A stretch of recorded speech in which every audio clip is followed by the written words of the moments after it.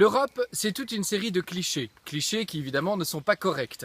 Ainsi, l'Europe ne serait pas démocratique. Or, ce 25 mai, nous allons justement élire des députés européens qui siégeront au Parlement européen en groupe politique. Nous reviendrons dans une autre vidéo sur les groupes politiques du Parlement européen.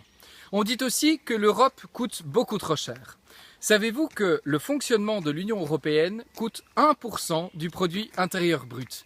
Aux États-Unis, l'administration Obama, donc les États-Unis fédéraux d'Amérique, représente 23% du PIB.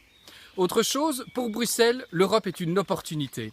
Nous avons énormément de fonctionnaires européens qui vivent, logent et consomment à Bruxelles.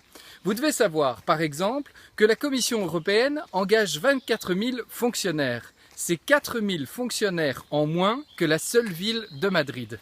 Dès lors, l'Europe, ce ne sont pas des coûts inconsidérés, ce sont justement un fonctionnement démocratique aux coûts les plus bas. D'autre part, on dit également que l'Europe n'est pas assez sociale.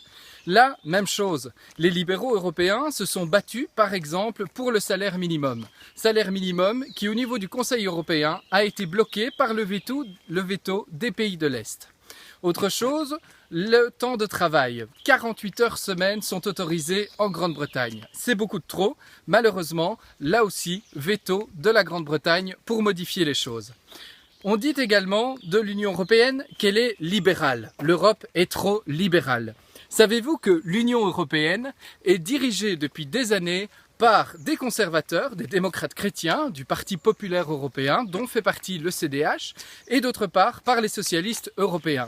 Les libéraux sont le troisième groupe du Parlement européen et n'ont pas encore pris de grandes responsabilités au sein de l'Union européenne. Donc dire que c'est une Europe libérale est totalement faussé.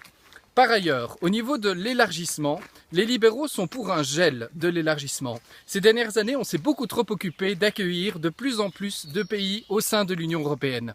Aujourd'hui, nous devons les digérer, nous devons ensemble créer une meilleure Europe et pour plus d'Europe.